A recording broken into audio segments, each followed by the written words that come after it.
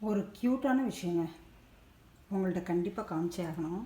பாருங்கள், இந்த குட்டி கிளாஸ் பவுலில் என்ன பிளாட் பாருங்கள், ஃபிலடெண்ட்ரன் பேர்ல் மேக்ஸ். அழகாக ஒரு கிளையை மட்டும் கொண்டு வந்து வச்சுருக்கேன். இப்போ தாங்க செட் பண்ணேன் புதுசாக. பழைய தண்ணியெல்லாம் ஊற்றிட்டு இன்னும் கொஞ்சம் பால்ஸ் எல்லாம் நிறைய அந்த பாட்டில்ஸ்குள்ளே போட்டு புது கட்டிங்ஸ் எடுத்து வச்சு அப்படியே பாருங்களேன். பாருங்கள் பாருங்கள் பாருங்கள், என்ன அழகா.